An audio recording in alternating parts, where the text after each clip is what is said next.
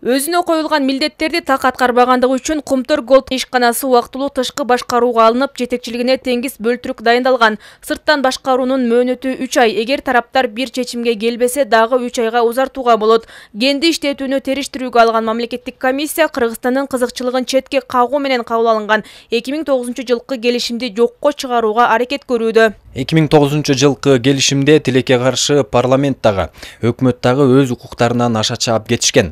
Анткени эл аралык келишим башка өлкөлөр же эл аралык каржы институттар менен түзүлүшү керек деген мыйзам бузулган.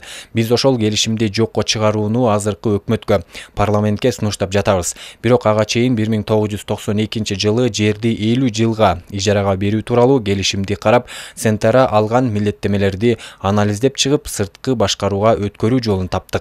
Бишкек шаарынын Октябрь райондук соту Кумтөр Голд ишканасын экологияга тийгизген залакасы үчүн деп мамлекетке 261 миллиард 719 миллион 674 сом төлөөгө милдеттендирген. Ал эми канадалык компаниянын келтирген чыгымы 4 миллиард АКШ долларын түзөт. Алтындан Кыргызстанга эч кандай эле пайда түшкөн жок да.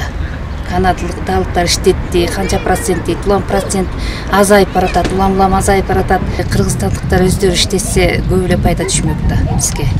Кытайдын карысынан утулмакпыз дегендей, көптөгөн болгон налог, андай мындай кирешенин баары өзүбүзгө түшүп турмак да.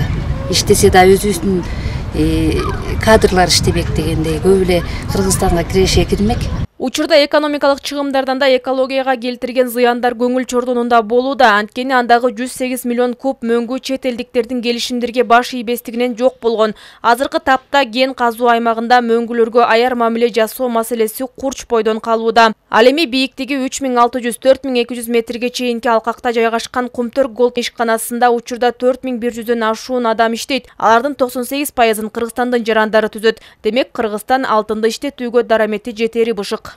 Садыр Жапаров президент усула биргесинде айткан. Ошон үчүн Кумтөр боюнча көп эле маселелер көтөрүп чыккан, бирок убагында чечилбей калганда, ошондон бери чечилбей эле жетекчилер кайдыгер мамиле кылганбы, экология бузулуп, өзүңүздөр көрүп атасыздар. Экология азыр аябай коркунучтуу абалда турат.